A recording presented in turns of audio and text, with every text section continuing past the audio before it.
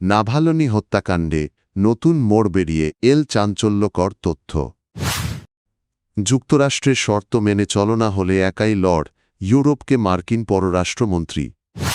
ইরানে মার্কিন সামরিক হস্তক্ষেপ চাইলেন রেজা পাহলভি। নতুন করে ফ্রান্সে শুরু হল অ্যাপস্টেইন ফাইল তদন্ত। গাজায় ইসরায়েলি হামলায় নিহত নয়। রাশিয়ার বিরোধীদলীয় নেতা আলেক্সেই নাভালনিকে বিষ প্রয়োগে হত্যা করা হয়েছে বলে দাবি করেছে যুক্তরাজ্য ও তার মিত্র দেশগুলো। তাদের মতে দক্ষিণ আমেরিকার বিষাক্ত ডার্ট ফ্রগ থেকে অনুপ্রাণিত এক শক্তিশালী নিউরোটক্সিন ব্যবহার করা হয়েছিল। মিউনিখ নিরাপত্তা সম্মেলনের ফাঁকে এক যৌথ সংবাদ সম্মেলনে নাভালনির স্ত্রী ইউলিয়া নাভালনায়া এবং যুক্তরাজ্য, জার্মানি, সুইডেন ও নেদারল্যান্ডসের পররাষ্ট্রমন্ত্রীরা এ তথ্য জানান। তারা বলেন, এপিবাটিডাইন নামের এই বিষ মরফিনের চেয়ে প্রায় 200 গুণ বেশি শক্তিশালী এবং শরীরে প্রবেশের পর পক্ষাঘাত ও শ্বাসকষ্ট তৈরি করে যা অত্যন্ত যন্ত্রণাদায়ক মৃত্যু ঘটাতে পারে। ব্রিটিশ পররাষ্ট্রমন্ত্রী ইভেট কুপার ঘটনাটিকে বর্বর কাজ বলে উল্লেখ করে সরাসরি ভ্লাদিমির পুতিনের সরকারের দিকে অভিযোগ তুলেছেন। তদন্তকারীদের দাবি এটি প্রাকৃতিক নয়, গবেষণাগারে তৈরি কৃত্রিম বিষ।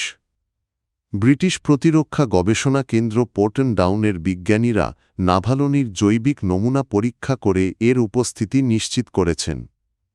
ইউলিয়া নাভালনায়া জানানো নমুনাগুলো গোপনে রাশিয়া থেকে বাইরে আনা হয়েছিল। জার্মানির পররাষ্ট্রমন্ত্রীও এই বিষের ভয়াবহতা তুলে ধরে বলেন, আক্রান্ত ব্যক্তি চরম যন্ত্রণায় শ্বাসরোধ হয়ে মারা যেতে পারেন। মার্কিন পররাষ্ট্রমন্ত্রী মার্কো রুবিও মিউনিখ নিরাপত্তা সম্মেলনে ইউরোপের উদ্দেশ্যে কড়া কিন্তু কৌশলী বার্তা দিয়েছেন। বিশ্লেষকদের মতে এটি ছিল বন্ধুত্বপূর্ণ ভাষায় দেওয়া এক কঠিন সতর্ক বার্তা। ভ্যালেন্টাইন্স ডেতে দেওয়া ভাষণে রুবিও যুক্তরাষ্ট্র ইউরোপ সম্পর্ককে পারিবারিক বন্ধনের সঙ্গে তুলনা করেন। তবে তিনি স্পষ্ট করেন, এই সম্পর্ক টিকিয়ে রাখতে ইউরোপকে তাদের নীতি ও মূল্যবোধে বড় ধরনের পরিবর্তন আনতে হবে। তিনি বলেন, যুক্তরাষ্ট্র সেই ইউরোপের সাথেই অংশীদারিত্ব চায় যারা সীমান্ত নিরাপত্তা জোরদার করবে, ঐতিহ্যগত মূল্যবোধ বজায় রাখবে এবং বর্তমান কিছু জলবায়ু ও উদার রাজনৈতিক অবস্থান পুনর্বিবেচনা করবে। তার বার্তা ছিল পরিষ্কার, পরিবর্তন আনো না হলে সম্পর্ক দুর্বল হতে পারে। রুবিওর বক্তব্য সম্মেলনে উপস্থিত ইউরোপীয় নেতাদের জন্য অস্বস্তিকর হয়ে ওঠে।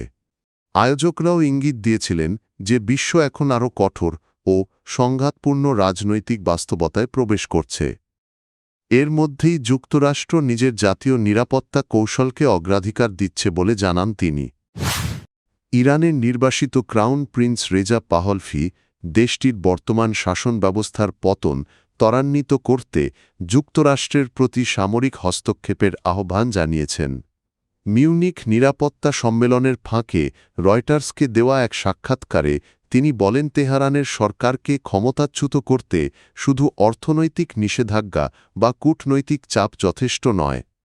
পাহলভির মতে ইরানের রেভলিউশনারি গার্ডের গুরুত্বপূর্ণ স্থাপনাগুলোতে লক্ষ্যভিত্তিক সামরিক হামলা চালানো হলে তা জনগণকে গণ অভ্যুত্থানে উৎসাহিত করতে পারে এবং গণতান্ত্রিক পরিবর্তনের পথ খুলে দিতে পারে। তিনি দাবি করেন, এমন পদক্ষেপ দীর্ঘমেয়াদে প্রাণহানি কমাতেও সহায়ক হতে পারে। ডোনাল্ড ট্রাম্প প্রশাসনের উদ্দেশ্যে তিনি বলেন, ইরানি জনগণের ওপর দমন-পীড়ন বন্ধ করা এবং বিশ্বশান্তি রক্ষায় যুক্তরাষ্ট্রের সরাসরি ভূমিকা নেওয়া উচিত। তার ভাষায়, জনগণ মানসিকভাবে প্রস্তুত থাকলেও সরকারের শক্তিশালী সামরিক ও গোয়েন্দা কাঠামোর কারণে তারা সফল হতে পারছে না। এক্ষেত্রে মার্কিন সহায়তা বড় অনুঘটক হতে পারে। তবে এই আহ্বান আন্তর্জাতিক মহলে মিশ্র প্রতিক্রিয়া সৃষ্টি করেছে। সমালোচকদের আশঙ্কা, সামরিক হস্তক্ষেপ ইরান ও পুরো মধ্যপ্রাচ্যকে আরও অস্থির করে তুলতে পারে। জেফরি এপস্টেইন কাণ্ডের সূত্র ধরে ফ্রান্সে নতুন করে তদন্ত শুরু করেছে দেশটির কর্তৃপক্ষ। সম্প্রতি প্রকাশিত গোপন নথিতে উঠে এসেছে বেশ কিছু চাঞ্চল্যকর তথ্য, যার ভিত্তিতেই এই পদক্ষেপ নেওয়া হয়েছে। নথিগুলোতে কয়েকজন ফরাসি নাগরিক ও প্রভাবশালী ব্যক্তির নাম পাওয়া গেছে যাদের অ্যাপস্টেইনের যৌন পাচার চক্রের সঙ্গে সংশ্লিষ্ট থাকার সন্দেহ করা হচ্ছে।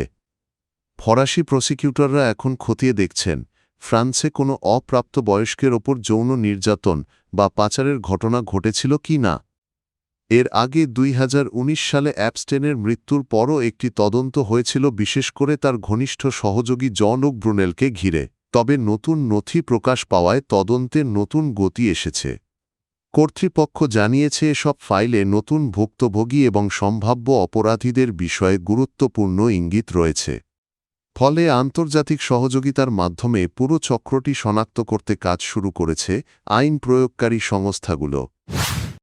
ফিলিস্তিনের অবরুদ্ধ গাজায় যুদ্ধবিরতি চুক্তি উপেক্ষা করে হামলা চালিয়েছে ইসরায়েলি বাহিনী। এতে অন্তত 9 ফিলিস্তিনি নিহত হয়েছেন বলে জানিয়েছে আল জাজিরা। রোববার দক্ষিণ গাজার খান ইউনিস শহরে এক হামলায় অন্তত 4 জন নিহত হন বলে চিকিৎসা সূত্র নিশ্চিত করেছে। উল্লেখ্য, যুদ্ধবিরতির প্রথম ধাপে ইসরায়েল নির্দিষ্ট একটি সীমারেখা ইয়েলো লাইন পর্যন্ত সেনা সরিয়ে নিয়েছিল। তবে সেই সীমার বাইরে থেকেও এই হামলা চালানো হয়েছে বলে অভিযোগ উঠেছে। গাজার আল শিফা হাসপাতাল জানায় উত্তর গাজার আল ফালুজা এলাকায় বাস্তুচ্যুত মানুষের একটি তাঁবুতে হামলায় আরও 4 জন প্রাণ হারান।